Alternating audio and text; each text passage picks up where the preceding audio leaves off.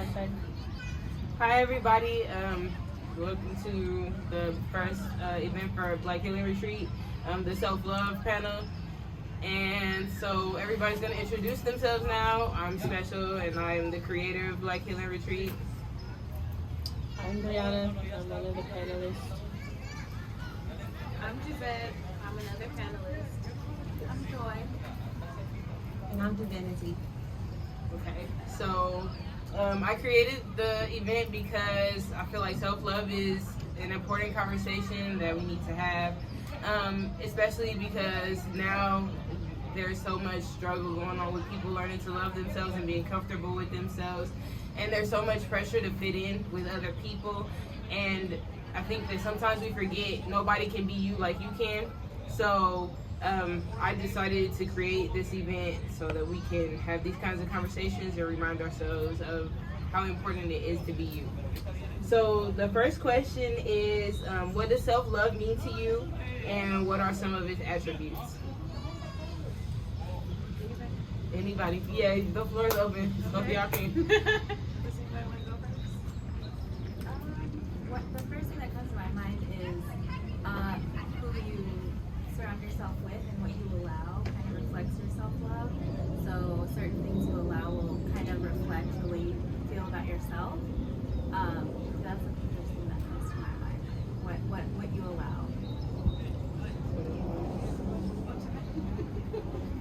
What is self-love and what are its attributes? Well, I feel the same way when it comes to that. I definitely feel self-love is definitely setting boundaries for yourself and for others. Also having standards. You know, what is your standard? What is your standard of living? What do you love? What do you get into? And really knowing that, because when you know that about yourself, then you can actually project that out. You know, you can project that out and know how others can love you when you're loving yourself right in a specific way. Because a lot of things we say, oh, it's self-love, but what does that mean? Also, for me, self-love means self-care. Right. How am I caring for myself? Because I can get in the mirror and say I love myself all day. But how do I take care of my hair? How do I take care of my skin? How do I take care of my body? That's what self-love means to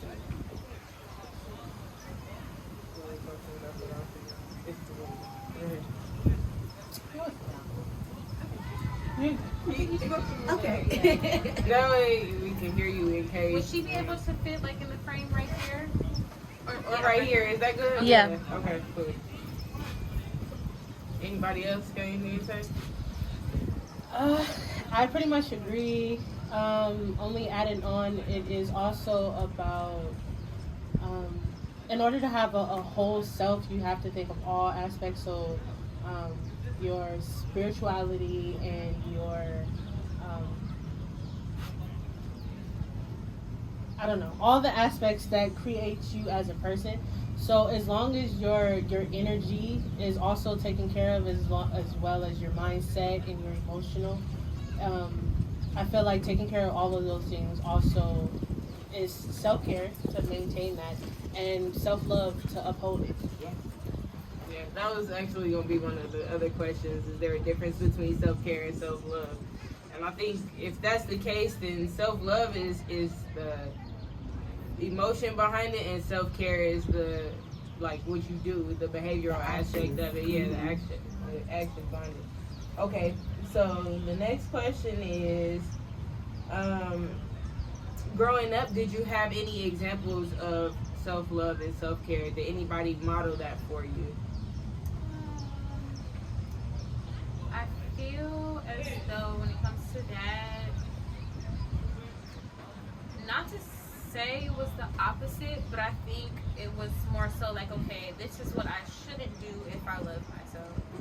I feel like I have more examples of like, this shouldn't be this way, more than I had examples of this should be this way, even though I did have those examples as well. So like when it comes to loving yourself and not loving yourself, I know what both of those look like, and even now in my adult years I try to navigate through that as best as possible. Like if I put myself in this particular situation where my mental health is declining, like every thought I have about the situation is, oh, what if something goes bad? Or my emotions are like all over the place. I have anxiety just being in the situation. Then I probably don't need to be in that situation. And taking my energy from that situation is definitely going to, if that's going to put me at ease, then that's what I need to do. And I think that's definitely like one of very many ways to love yourself and show love to yourself. I definitely agree with that. A lot of the examples I saw, it's like, okay, I don't want that. I'm going to do the exact opposite just to make sure that I don't go through the same thing. But I found that requires a lot of trial and error, which is really exhausting. And it almost makes you feel like you're kind of lost because you know what you don't want, but you don't know like what it looks like to have what you do want. So just having that patience with yourself and understanding that you're paving a new path for yourself, and maybe you're breaking a generational curse, whatever it is, it's going to be difficult. So I've learned that it's okay to. There's like a quote I heard the other day. It's like pain is weakness leaving your body. And so that's what I think about when I think about like kind of paving a new path for myself, even though I don't really know what it looks like. I know what I don't want, so I can just keep pushing. Yeah.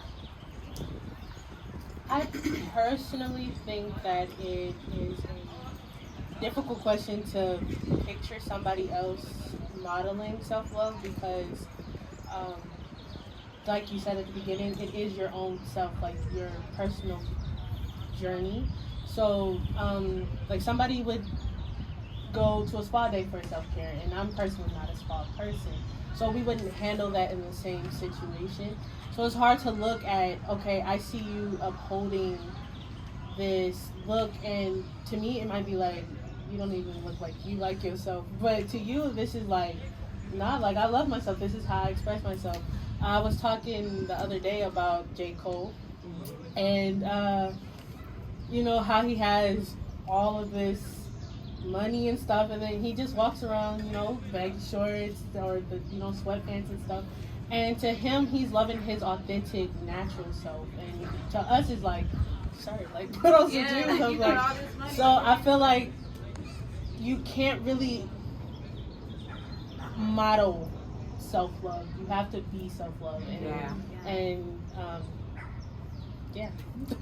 I think for me, I had both examples in my life. There's a lot of things in my family showed me what I didn't want to be, and then I had a blessing of having a mother that showed me things that I did want to be. Like, she was very big on holistic health for herself. Like, she never just let the doctors tell her whatever it was. So she taught me how you take your prescription and go to the health store and get the herbs that your body would need. And she showed me how to care for my body in a natural way. Like, my mother is 74 years old and will go build a shelf, dig a ditch, do whatever the hell she wants to do because she wants to do it. And it's like, I was blessed to get shown that. At the same time, like I said, there was a lot of things in my environment that also showed me stuff that I didn't want to do. But even though she did show me certain parts of self-care, we were different women. I'm a more feminine woman. She's a former Marine, so she's a more masculine woman. So there were certain things that we still didn't click on. My godmom, that's the head of my nonprofit, she's the one that showed me the feminine aspect of self-love and self-care. How certain underwear, certain things that you wear, the power of your body and your hair and your energy with men and all that kind of stuff, because that's the woman that I was and my mom wasn't. So she would shut that down in me, and I'd be like, no, I need to know this, you know? So I'm blessed on one side that I did get those mentors, but I sought them out because I know that I needed it. Yeah. And I didn't want to just make all the trial and errors. I made a lot, but I didn't want to make all of them. I at least had to have some level of a role model to look at until I could get to this place for myself. And I think that's kind of where I'm at now, in the sense of, like, I've had people model it to me for what, like Brianna said, it looks like for them. And a lot of what I've seen from other people has made me learn how to advocate for myself, in the sense of, just because this is how you treat yourself, I don't like that, and I don't necessarily like how you treat me while you're doing that. So I have to now create those boundaries. Like it was a conversation earlier. So a lot of it, like they said, is trial and error and learning to be okay with other people not being okay with your decisions and other people not agreeing and you not agreeing with other people's decisions as well. But still learning that you can love people regardless of that. We don't gotta all be the get along gang. Like, we can agree to disagree. Yeah. Variety is the spice of life. I need you to be different. I used to tell people like this. My homegirls, I don't do the birds of a feather flock together. No, we all ice cream. We 31 flavors, okay? She might be Rocky Road, she might be vanilla, she might be strawberry. But at the end of the day, we all a taste of treat. Right. So, but you get variety here. Right. and you learn things, different things from different people. There so, you go. you know, you can never knock somebody's like Steve. Right? Yeah, and love people for who they are. I think once we start to love each other's flavor for what that flavor is, you won't be trying to make everybody chocolate and vanilla. Be what you are. Okay, how have difficult times, whether that's emotionally or physically or mentally, whatever the case may be, impacted your relationship with yourself, and when you feel off-centered, like when something happens, how do you reset? That's a good Thanks, y'all. That's a deep question. I was about to say, ooh, that made that more. My heart said. Actually, I just was talking about this the other day, about how, like, late 2020, I think, I had pretty much, like, experienced, like, a romantic disappointment, and I fell into, like, this really deep depression. I was all heartbroken and sad and stuff about this person, and I was just doing everything that was the opposite of healthy, of self-loving, just everything that was negative to myself, and my finances as well. It was a really awful time. So talking to someone about that the other day, and you know, I fell into another one of those similar situations, but that time around I was like, you know what, I know where I was at last time. I was sitting in the middle of my floor drinking wine and crying. I'm not doing that again. We're not doing that again. Yes, I know that, you know, this time around with a different person, this may leave me sad, but I'm not going to neglect my health, my mental health, emotional health, spiritual health, my body, none of that. I'm going to listen to myself. I'm going to cry if I need to. I'm going to get up and go party if I need to. I'm going to hang out with my friends. I'm actually going to have people to talk to this time around, because last time I fell into this space where I was all broken up about another person, I did not tend to myself very well, and that didn't leave me with the best, you know, like, choices and things to pick up after myself after I had just slipped all over the place. So, yeah.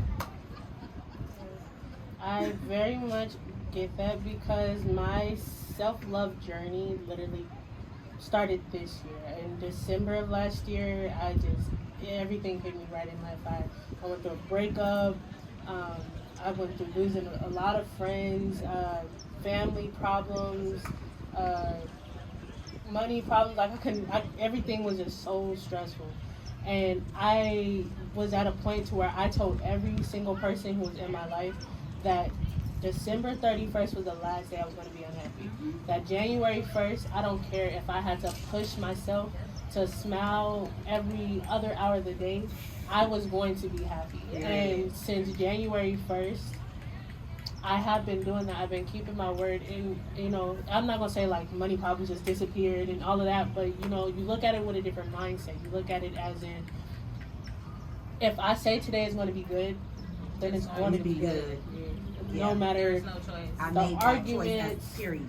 right? Anything that comes my way, I'm going to look at that and I'm going to flip it. However it needs to be flipped to make me happy.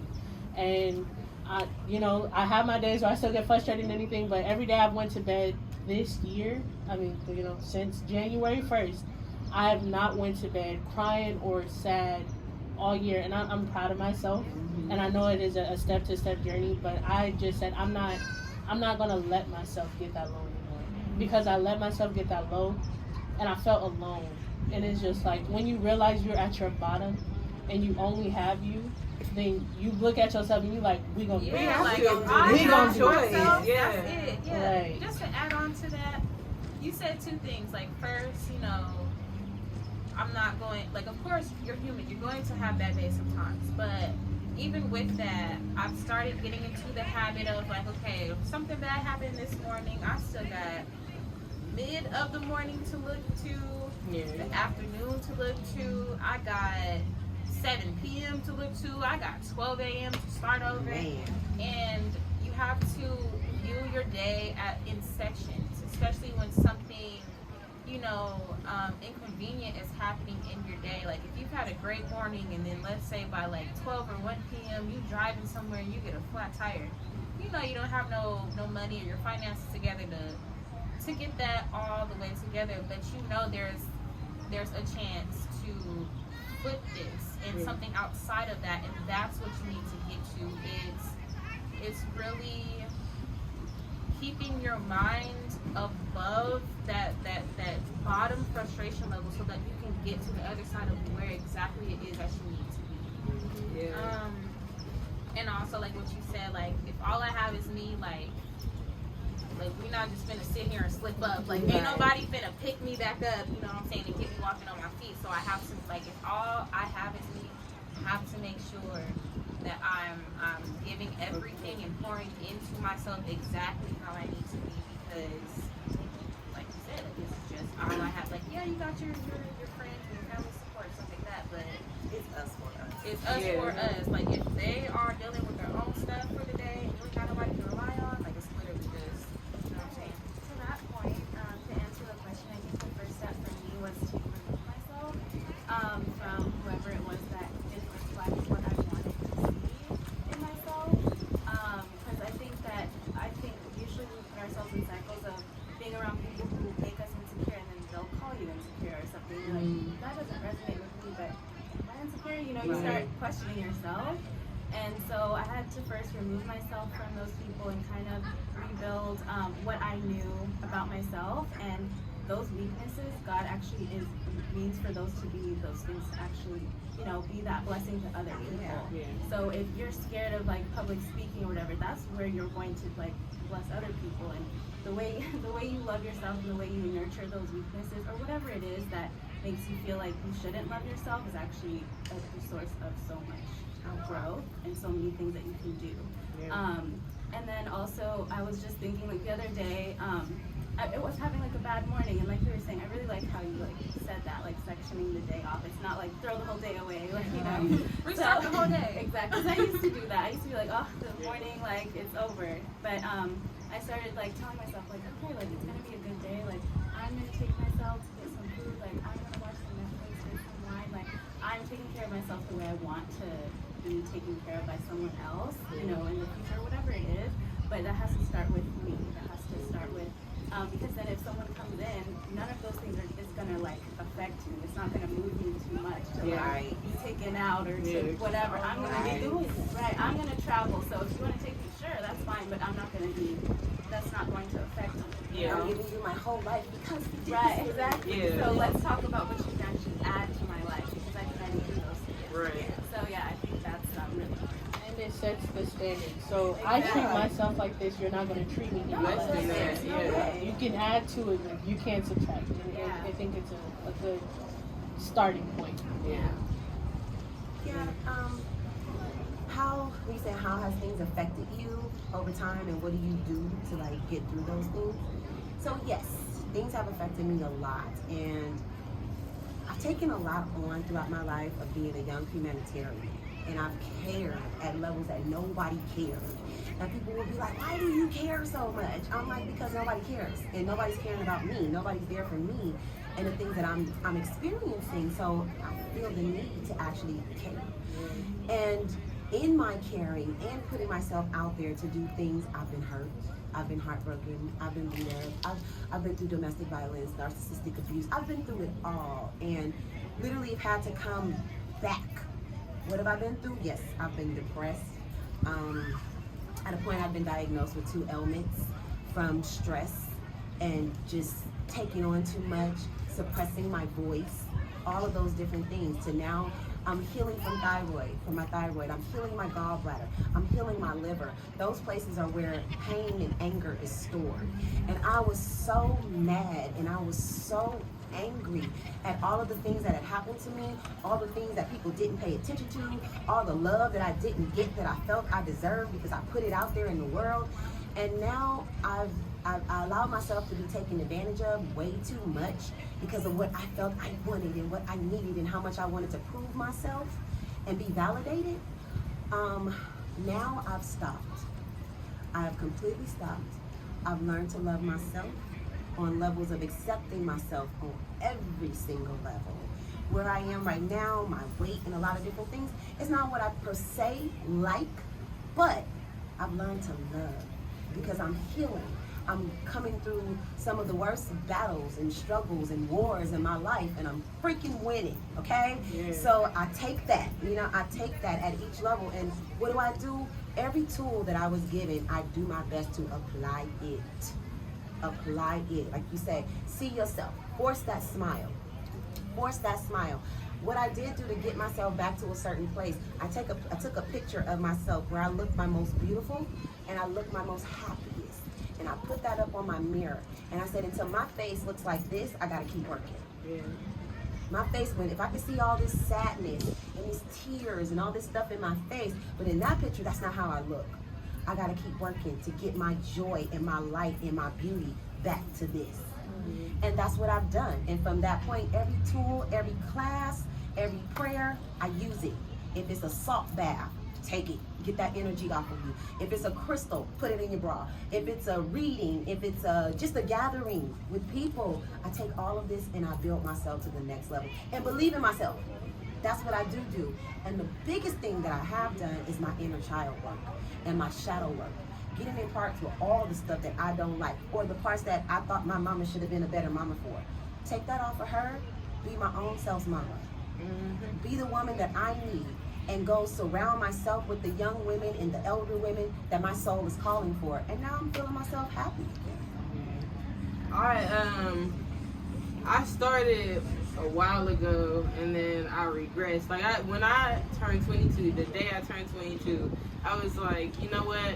Just starting off small. If nobody tell me, whoever don't tell me happy birthday today, we're not talking no more. That's it. It's over. Because I know. Usually, for birthdays, I reach out. You know what I'm saying? I send people money sometimes.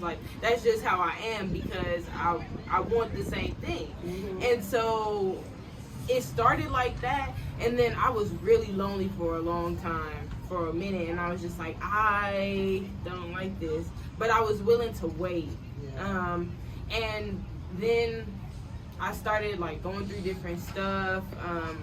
I was homeless and in a shelter, and that's where I met some really good people. I don't know if you want to. Yeah, I met Jazz there. I'm like, I don't know if she want me to say all that, but and then I reconnected with people. So I reconnected with Brianna. I reconnected with Joy, and in that space, I also experienced some crazy stuff, some relationship stuff that was toxic, but we're working through that now, and walking away from that, because at the end of the day, like Brianna said, I'm most important. I'm my priority, and if I can't be there for me, it's impossible for me to be there for anybody else. And I found that me being able to feel my emotions and be in touch with them and be okay, if I'm sad, I'm about to cry it out, and just get all that out the way. And then however I feel about it after that is a different situation. But at least I acknowledge the fact that I was sad. At least I acknowledge that, and then now I'm able to move forward. Even when it came to this, a lot of stuff happened for this to almost not even happen at all. And I cried about it, and I was ready to give up. And then I prayed about it, and then it was just stuff just started happening. And I had to learn that I can't just give up when something doesn't go my way. And I was going to let it get me for a minute, but then I'm just no, I can't. I feel this burning inside of me, so I can't just keep ignoring that and then be disappointed in myself for however much longer because I didn't do it. So this is one of the things that I am proud of, because I did it. Like, I'm doing it, and I, regardless of how it's happening or how many people showed up or how many people didn't, it's still happening, and it's still something to start from and learn and grow from. I had to do it regardless. So yeah, that.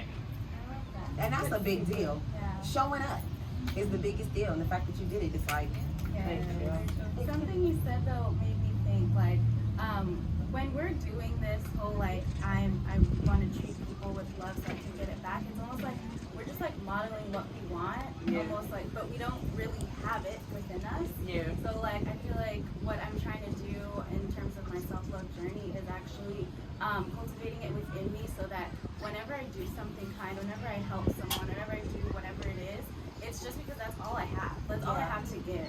It's not like I'm not giving it to give it back. If you do, fine, but that's just me. Like I have God's love inside of me that just I have to give it. So I think that's like really important in cultivating that self-love, because a lot of those times when we're like anxious to get attached to people, we're just kind of modeling like, hey, like I need to be loved like this, but you know, and we're not even actually trying to see if that person is capable of that.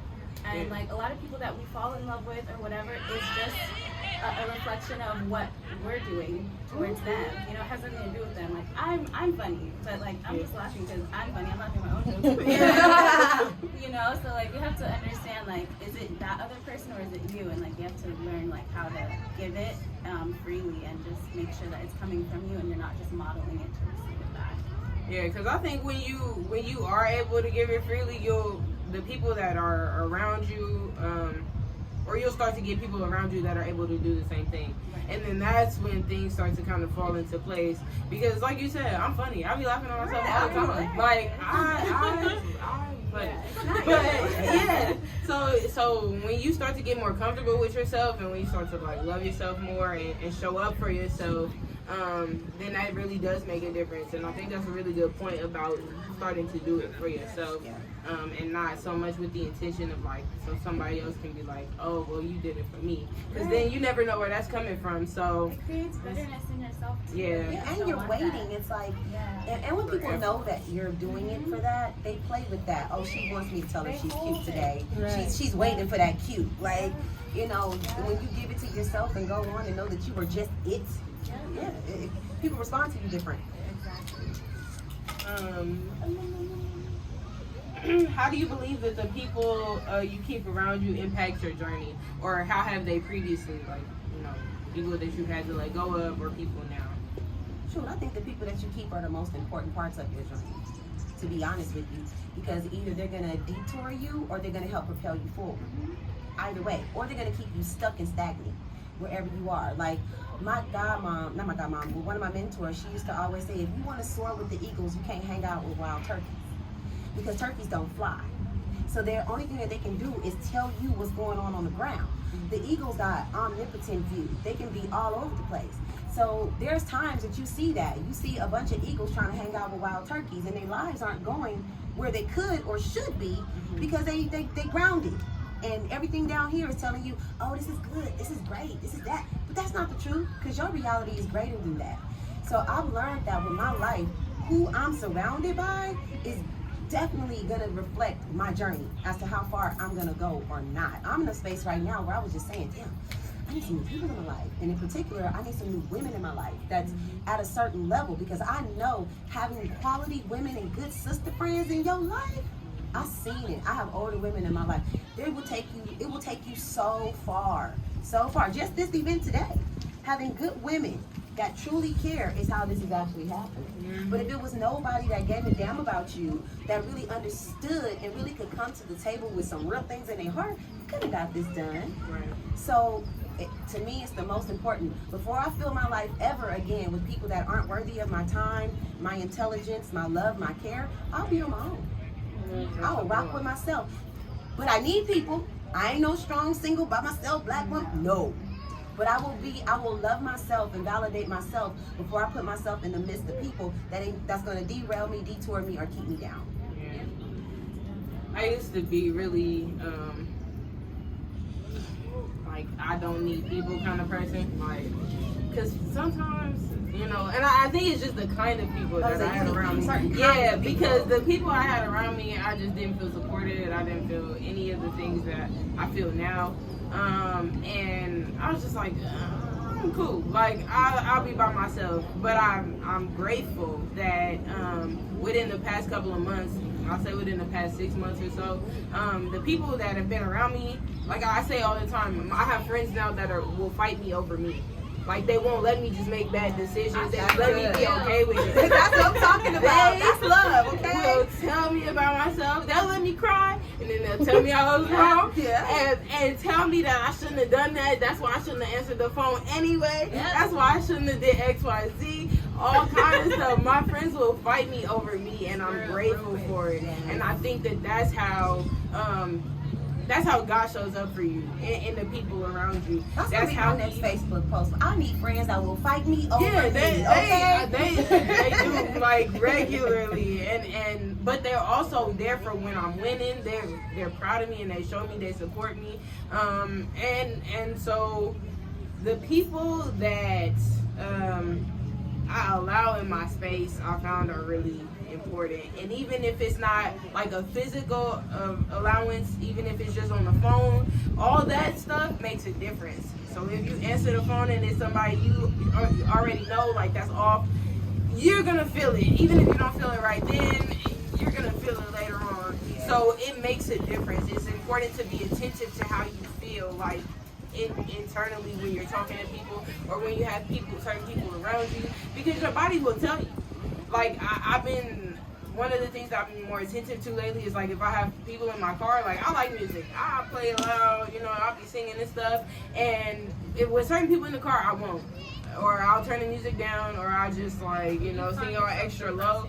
Yeah, I'm changing myself because of who I'm around. I'm like, that's not cool. Like, that doesn't feel good. Right. So, those things I found are really important. I think that the scariest part of, like, actually transitioning into being around people who care about you and want the best for you is that, like, alone time experience. Because with those people, you have to make space for them. You can't just be holding on, like, have a scarcity mindset for everything and expect to also get friends. You know what I mean? You have to make space for that and actually validate, like, who you are and all of those things before those people, like, you have to attract that from, other people. So I think that's, like, the hardest part, just, like, wanting to be alone, and, like, that's, like, the hardest part. But this is important to talk about self-love, because without recognizing that, you're just going to hold on to those people and not allow those people who actually love you and want to care about you and promote you and do all of those things, I think that was one of the best things about bars and clubs being closed for a certain amount of time. That's not that period of silence. Actually, I want to get into that real quick. So two things.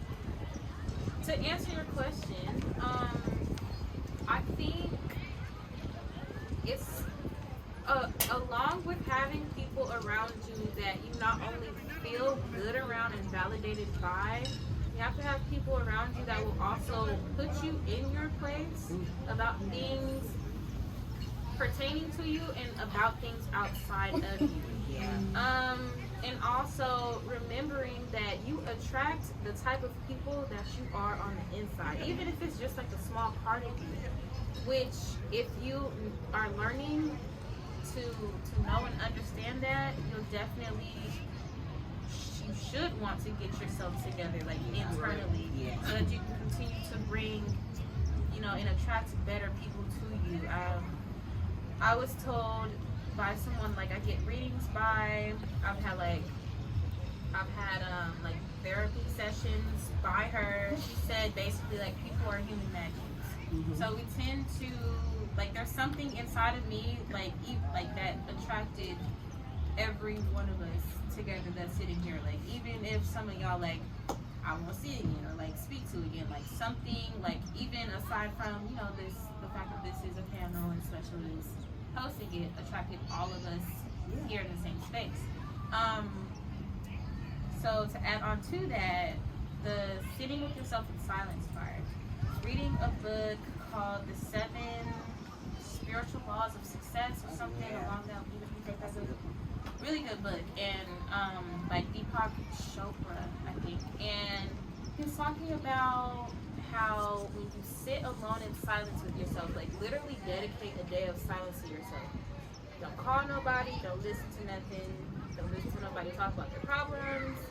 Don't listen to no songs. Don't say nothing. Literally just sit there in silence so that you can filter out what type of thoughts that you're having so that you can better determine, okay, I've been thinking like this all day long. Maybe I need to go and fix that. Or there's a reason behind me thinking like this all day long. That's something that I need to really pay attention to. And that goes back into fixing those parts of yourself to attract better people, things, situations, you know. With the attracting, like I said in the beginning, self-love, I believe, is also maintaining your own energy. And I believe that that's also, I feel like your energy also plays on other people's energy. So if you're around a person who's always depressed or always sad or always got something negative to say, then you start to see like yourself getting negative about everything, and then you got to like take a look like, why? But if you remove that, or even change it, you don't change the person but change the circumstance. I know, not to put her business out there, but sometimes Special call me and she's in a heated moment about something, and I'm just like, okay, how about, I understand you're feeling this right now, but a week from now you're gonna be feeling something different. Right. So let's not get hyped about this right now, because it might not mean something like that. And I'm just like, and it's also accountability. Like sometimes as I'm talking to her, I'm also answering something for myself. I'm not gonna react to this person calling me fat today, because like that's all you have to say. A week from now, I'm still gonna be me. I'm gonna still be beautiful, still regardless of my weight. And me reacting to it is just going to kill my mood. Like me being upset about it. So I feel like the best way to determine who to keep around on your self-love journey is how you feel when you're with them. Yeah. Like how your emotions are. If you, as soon as you step into the room, you like there's people you don't need to be around. Yeah. And it's also okay to let go of people. I think we feel like we gotta hold on because, you know, we've had this friendship for so long, or your family, or whatever the history is like, oh, I gotta hold on to you. And if holding on to you is leaving more scars than me keeping you, like, there's no reason for me to hold on to you. I think you can, and with people, some things are about making adjustments. You know, because I've actually had friends in my life since I was 12 years old. And we're 39, turning 40 now. But we've had to make grown woman adjustments at a certain point to say, hey, I remember when I was in my late 20s and I came to all my friends and I was like, we've been friends because we went to junior high and high school together. Okay? I saw you every day as to why we're friends. But now as women, I need you in a different way. Right. Can I communicate with you about my heartbreaks and pains or the things I'm going through in my life, and you are actually there for me, you see me, you support me? If not, then we need to go ahead and go our separate ways. And out of 5 friends, 2 stuck that I still have to this day, which, okay, cool. But even with them, we make grown woman adjustments. There's certain things about them that I'll be like, I'm not gonna harp on you anymore. I didn't know you since I was 12. That's you. I'll deal with you this way. And I'll deal with you that way. And in putting everybody in their place, I go, I need other friends now. Because I know where they're gonna be. I know where she's gonna be. And it's like, that don't all work for me. So I need the quality of more people, but taking that time to go, hold on, why are we friends? You really have to do that. I definitely had one of those moments. I made the decision a while ago to cut somebody off, and I was upset in the moment. It was a hasty decision. I'm not saying that it wasn't valid, but it was a hasty decision. And it kept bothering me like for a while, and I was just like, maybe I should fix it. And then I was like, nah, I'm not gonna fix it. It's fine. And then I'm just like, nah, we've known each other for too long, like, you know, and you know, other stuff. And it's just like I think that it's important if it matters to say something. Like I didn't feel right letting it go without at least saying something, without at least having a conversation about it. Like, this is why I felt this way. This is why I felt it was necessary for me to make that decision.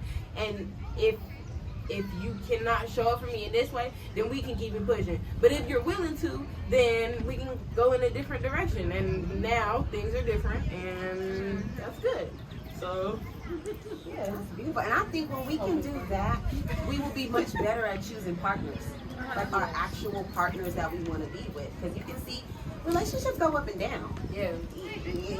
If the fact that I can maintain a friendship for 20 years, I'm like, that means I can have a... Exactly. Yeah. And so, and when you're being in a relationship with the opposite sex, it ain't really is nothing different.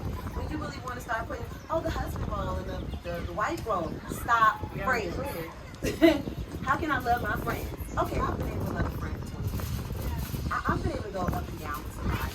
I've been able to know when to adjust and give them their space. And hell, I've also known when it's time when we ain't talking to each other and still love each other and go wherever a person is at that time. So I can maintain a relationship. Let me just get right with me.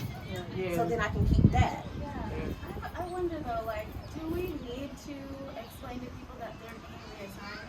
Because sometimes I feel like people try to talk us out of what we're feeling. Because we don't even have to have a dissertation about somebody, but we could like still feel like, I need to distance myself from this person, even though they didn't do anything like detrimental, So I think sometimes it could be dangerous to feel like you need to explain to them like, hey, like you did this, and like, but it was just this situation, and then now they're gaslighting you out of like how you feel. So sometimes I feel like you don't even need to go through that process. You don't need to convince them of why you're reassigning them or adjusting or like pushing them a little further, because they're just going to try and talk you out of that or like invalidate your feelings. So sometimes it's important to just take it for what it is and not need any external validation for why you're making that decision and move accordingly.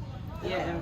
I feel what it is that you're saying. Like, a lot of people do not need explanation as to why, like, you're either cutting them off or like distancing yourself from them.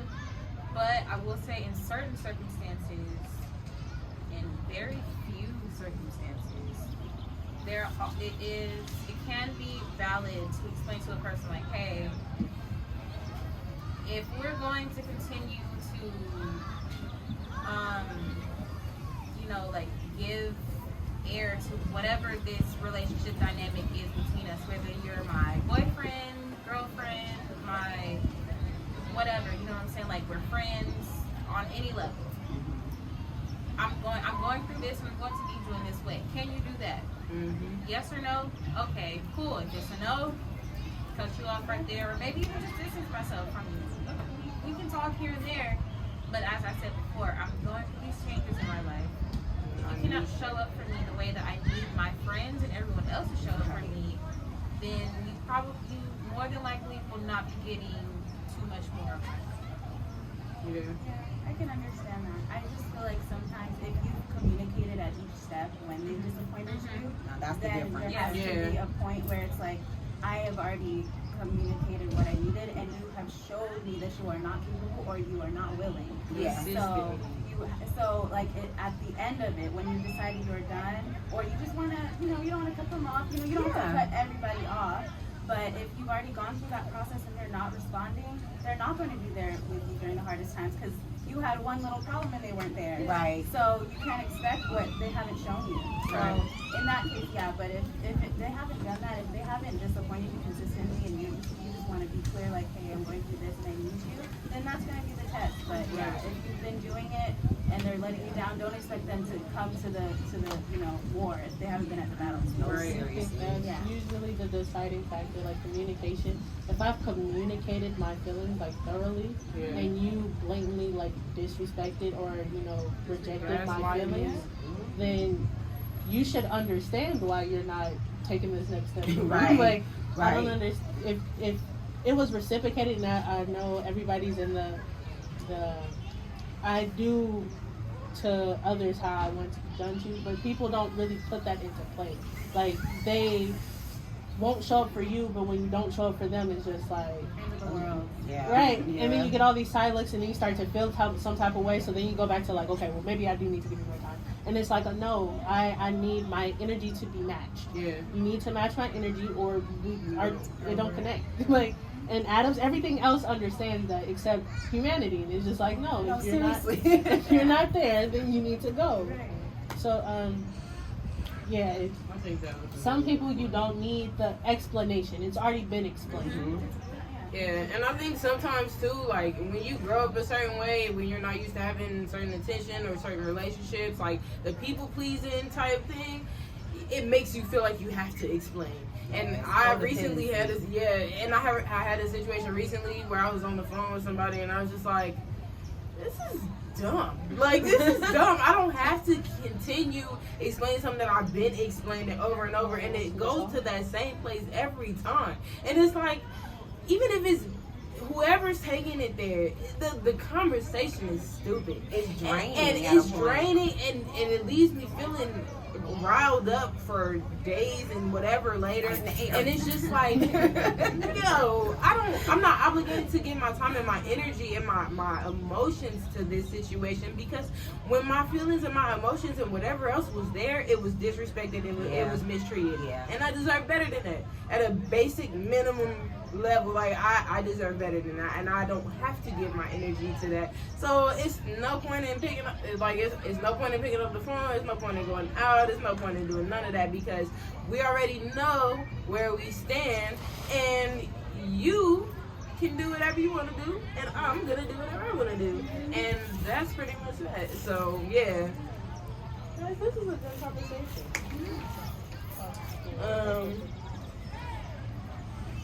Let's see. What are the times you feel most at peace and in love with yourself? Ooh, that's a good question. I think about that a lot. The times where I feel most at peace and in love with myself is really when I just be at home, vibing. It's either silent or I have some very calm music playing. I pride myself in my taste in music because I can fit any vibe. Nice. Me too. I really try to, like, when the moment calls for it, just mellow out. I've been trying to meditate a lot more, and recently I've been in spaces with my meditation where, like, I get into that meditation mode and I get so deep into it, like, I don't want to leave. Mm-hmm. Like, like, I have, like, one hand on my heart and the other on my womb, and I'm just sitting there, breathing, eyes closed, just mellowed out, and I don't want to leave that at all. And I feel like that, is the time where I feel like really most in love with myself, because I'm just, like, tapping in and really returning back to myself. And at that moment, it's like I know exactly who I am and I really love this person. But the only challenge with that is, like, outside of this space, how do I connect those two people? For me, my shower. It is something about the bathroom. It's my place.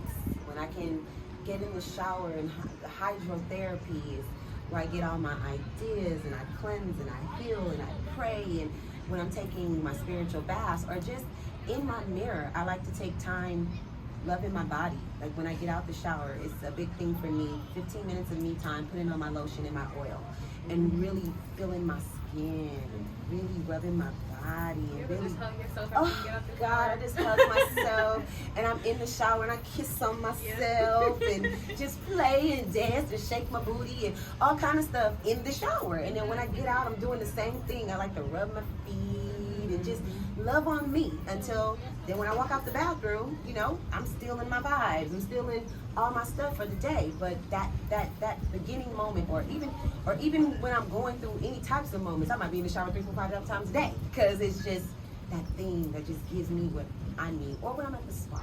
I'm a spa girl. She's like, I don't like the spa. I'm a spa girl. I love the spa. It's something about me being able to just be nude and free and healing and sweating and just being open. Now, one day I definitely want to go to a new beach. Oh, San Diego. I'm thinking about going to swim. I want to go swimming and just go be open and free in the energy of the earth and Mother Earth, and just feel all that. That's when I'm the most happiest, and feeling and loving myself. Okay, so I feel like my answer is going to sound a little bit conceited. Give it to us, Go girl. But honestly, when I am looking at just pictures when I was dressed up, Oh yeah. because one, anybody who knows me, I am a clothes person, fanatic. I will go and buy clothes I do not need. And when I look, like, even, you know, when I'm dressed down and I look at a picture and I'm just like, when I get dressed up, I am bomb. Like, I don't have to be dressed up to acknowledge. I can get to that point. And I'm very expressive throughout my clothing. Like, a lot of times growing up, everybody was just like, you're too big, you shouldn't be wearing that. And anybody who knows me knows I am a crop top queen. I am a queen. I will go into a store and the first thing I will pick up is a crop top. And my mom be like, and I'm just like, listen, you gonna see this belly regardless. So if I'm gonna show it, I'm gonna show it. Like, she said, get it. Like, I like it. You gonna learn to like it. And you know, when you pick it up, everybody's like, get the stares. But when you put it on, everybody like, okay, well, that is cute. Like, it's just like, that's how I express myself. Making the I don't care piece because it makes me feel happy or I feel cute, or, you know, it doesn't have to just be on a specific person for it to be cute. So I feel my most like loving self through my clothes, through my outfits, through when I can dress up and show out, because, you know, when you get those little ooh, it's like amazing. I know. With your hair, like, I know I look good. I know. Thank you for acknowledging it though. For me, it's when I kind of force myself over that hump of not wanting to take care of myself, like whether that's exercising, going to the gym. It's really hard because I just started getting back into it and I wasn't in it for a while. And I didn't like that feeling. I've always, like, you know, been athletic and all of that, and I just didn't recognize myself. So just kind of like doing things that I don't feel like doing, and like after that hump, getting over that hump, I like wake up in the morning. If it's like a morning class, okay, I won't regret this later. I won't regret waking up later. So I just have to, like, even like a face mask or a scrub. Sometimes you just want to like be done, you know, like get on the couch, whatever. But just like kind of like investing in myself. Sometimes it's not easy. Sometimes it doesn't feel convenient to take care of yourself or to love yourself. But yeah, when I get over that and like at the end of the day, like, okay, I worked out, I cooked for myself, like I stuck to my diet, or I drank a gallon of water, whatever it is. I feel like being proud and accomplished. Yeah, I think that's mine. Like, being proud of when I've done something. I like having my pesos in order, you know, because I like to do things. So I recently for my birthday, I took a trip by myself to Seattle, and that's the first time I ever traveled by myself. So I was like feeling really good about that, and I like being able to do stuff for the first time. Like, even though some of the stuff be outlandish, like I got in a hot air balloon and some people was like, I don't know why you did that. But I wanted to. Like, life is short and I want to do all the things and try everything so I don't die empty. That's not really my testimony. I want to try stuff. I just want to go places. Like, I want to take a road trip to Alaska. I'm planning that now. And I want to experience as many things as I can. And so when I try different stuff, or when I know, like, you know, everything is paid, everything is taken care of, that makes me feel good. It makes me feel like I'm handling my business. And I'm going to work and I'm like doing all this different stuff. And I'm like, ooh, girl, you a woman now. Like, so that type of stuff makes me feel good. And that's when I feel like most in love with myself and at peace. Because I don't have nothing to worry about.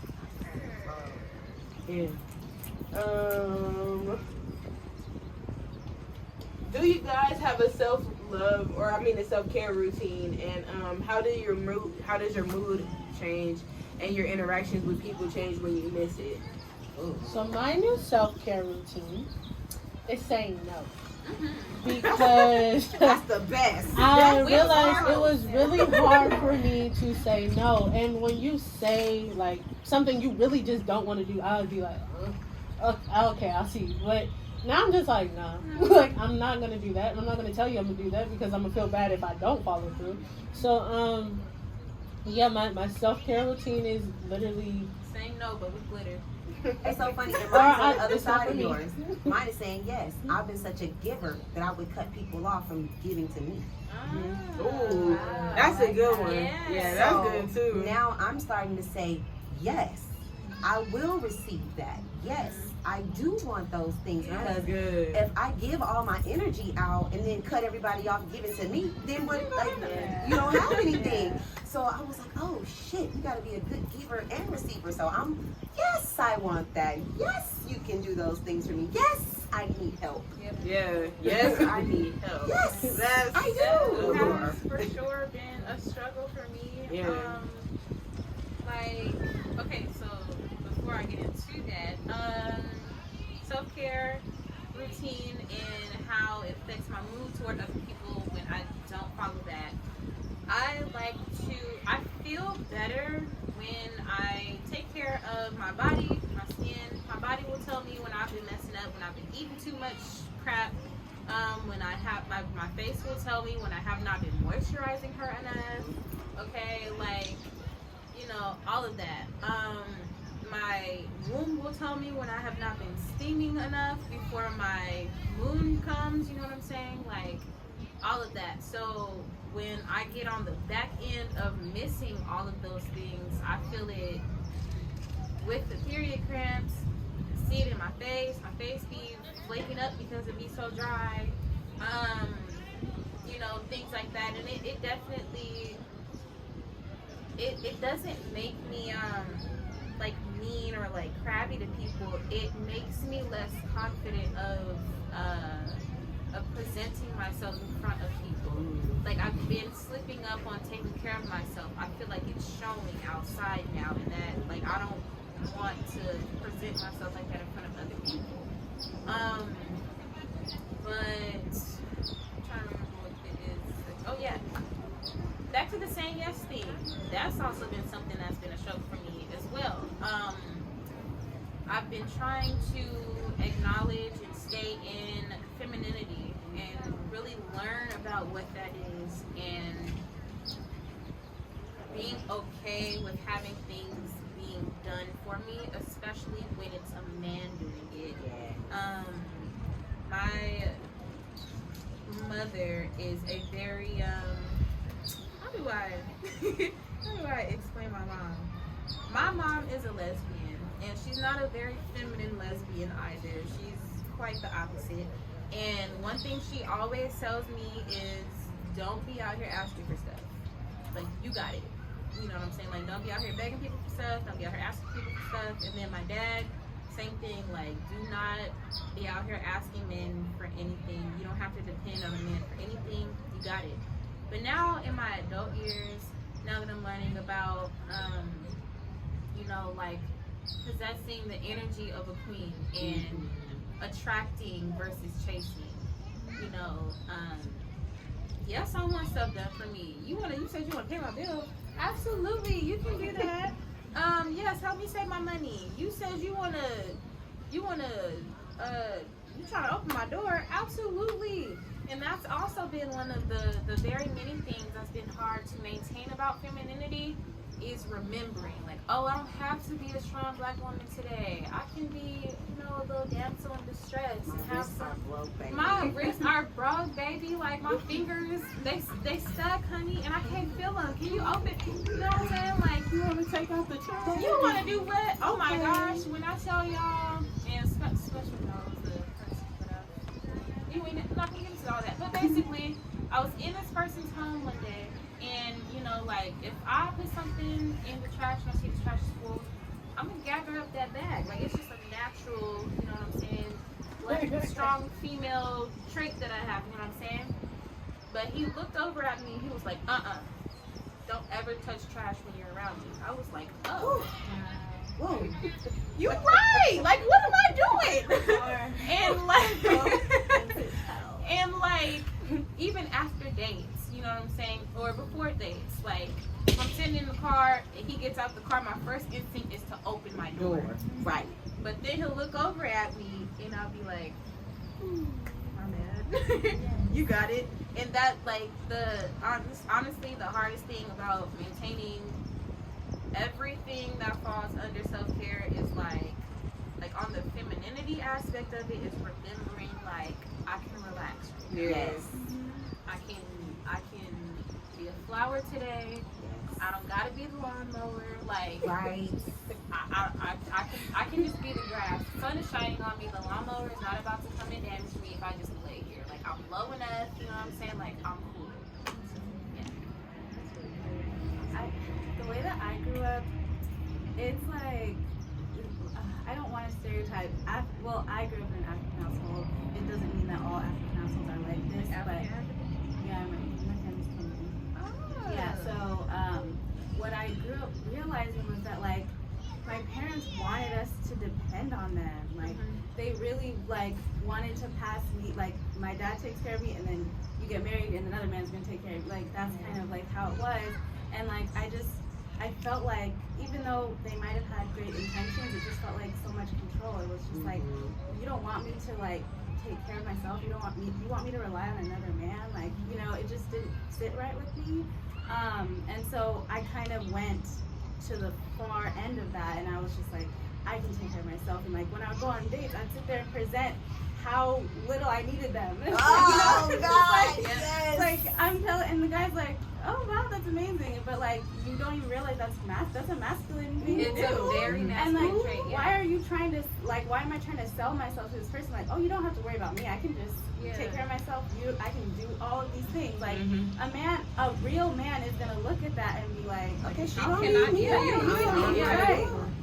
But like I feel like it's just so I've been on that other end of it, and I'm trying to like relearn, just like sitting there listening to them, actually observing them, wondering if I want to be with them, and not whether like I can make them like me. Yeah, what service I can provide. Exactly. What service I can exactly. So And that's the thing, we get into this, what can I do for you? But it's supposed to be what can I be?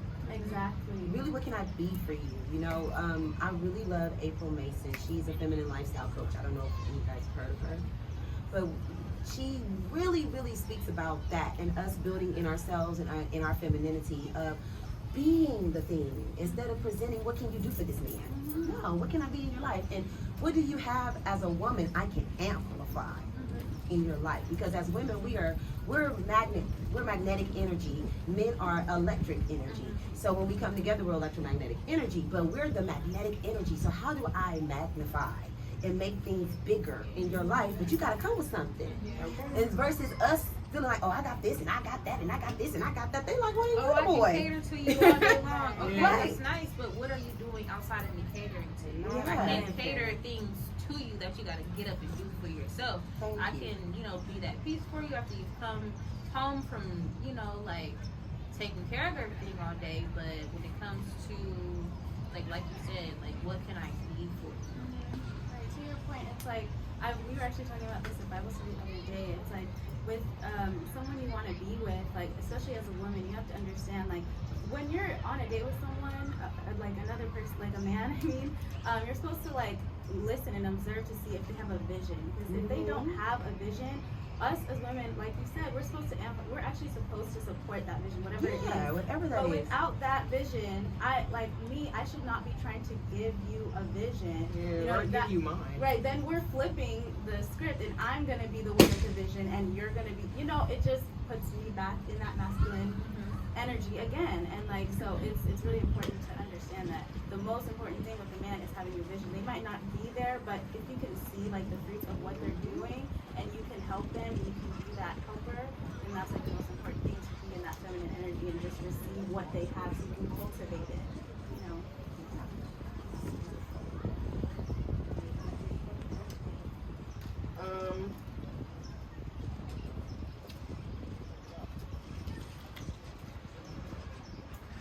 What has been a major turning point in your self-love journey, and what did you change in the conversation? But let's wrap it up real quick with the last question, because I know some people gotta go. So, last question: what advice would you offer someone beginning or potentially struggling on their self-love, self-care journey? Be patient with yourself. That it is a journey. It's not you're going to be completely in love with yourself overnight. It is a journey, and it is also a daily choice. Like, you have to wake up daily and choose to love yourself. I say grow, study. Study yourself, study your environments, get some books, get some materials, fill your mind with all of the wonderful positive images of what you want. Get some vision boards going, like whatever it takes to induce that energy in your life, to feel that love for yourself. Find a role model, whatever it is that you can look at and start to build that thing for you, to see that thing for you and know that it's yours, no matter what. Use your imagination, and however you uniquely put it together, that's how it's supposed to be, because it's your journey. And find your own voice. That's like one of the most important places to fake it until you make it. Oh yeah. Because like you were saying with the picture, just like looking at yourself and trying to achieve that, even if you don't feel it. Like, what's that thing Rihanna, she said she pretends. Pretend, yeah, when you don't feel confident, pretend. Yeah, and then you start to believe it. And then like towards the end of the day, you're like, oh, I had a great day. Like, I felt good. So just like faking it until you make it, and also just giving yourself grace. My biggest thing would be to be consistent, even when you don't feel like it. Because it's tough. It's a journey, like I said. It's something that takes a lot of time and a lot of patience and all that stuff. So be consistent, even when you don't feel like it. And then don't be afraid to try new things, because you never know what you might like, Yeah. So those two things are probably the biggest ones for me. Yeah, that's it. It's been a great conversation. Thank you guys for coming. Thank you guys for participating. Thank you, Tiffany, in the camera. You know what I'm saying? And this is a part of the series, so we'll be getting back to y'all with more information soon.